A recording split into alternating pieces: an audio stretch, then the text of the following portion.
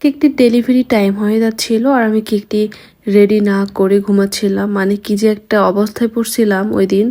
কেকটি ছিল গত ফ্রাইডের, আর ফ্রাইডেতে এমনিতেই অনেক বেশি কেকের চাপ থাকে। সো আগের দিন রাতে মানে বৃহস্পতিবার রাতে আমি সবগুলো কেক কমপ্লিট করছি অনেক রাত পর্যন্ত। তারপর ভাবছিলাম যে ফ্রাইডেতে একটু সকালে ঘুমাবো, কারণ সকালে কোনো ডেলিভারি নাই, সবগুলো বিকেলে ডেলিভারি আছে। তারপর আমি সকাল 8টায় ঘুম ভাঙছি। 8টায় মেসেজে ঢুকে দেখি যে আপু মেসেজ করছেন যে আপু কেকটি কখন পাঠাবেন। তারপর আমি তো একেবারে আকাশ থেকে পড়ছি কোন কেকটা কখন পাঠাবো।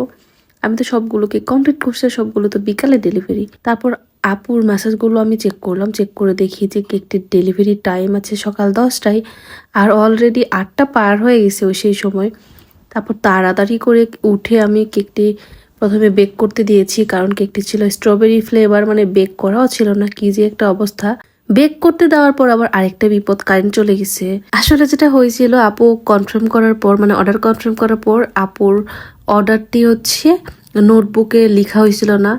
আমরা আসলে প্রতিদিনের অর্ডারগুলো কনফার্ম করার সাথে সাথে নোটবুকে লিখে নিই, বাট আপুরটা আনফর্চুনেটলি মিস্টেক হয়ে গেছে আর কি, যার কারণে এরকম একটা বিপদে পড়ছিলাম। তো সাথে সাথে আপুকে আমি ফোন করলাম, করে আপুকে ডিটেলস শেয়ার করলাম। আপুকে বললাম যে আপু আমি তো সকালে ডেলিভারি দিতে পারবো না, আপনাকে দুপুরের পর দিব আমি। তো আপু আলহামদুলিল্লাহ অনেক ভালো বুঝলেন বিষয়টি।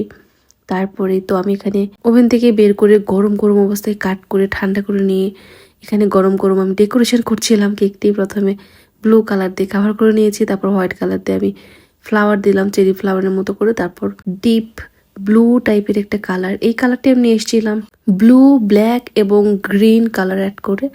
তো এটা দিয়ে আবার বেশ কিছু ফ্লাওয়ার দিলাম, আর কেকের মাঝখানে আমি ব্লু কালার দিয়ে লিখে নিয়েছি প্রথমে।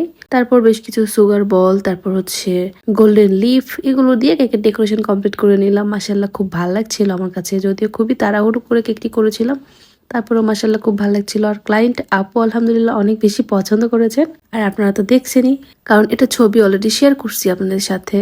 তারপরেও কেমন লাগছে জানাবেন। আর এই রকমের মিস্টেক আপনাদের সাথে কি কখনো হয়েছে হলে অবশ্যই শেয়ার করবেন।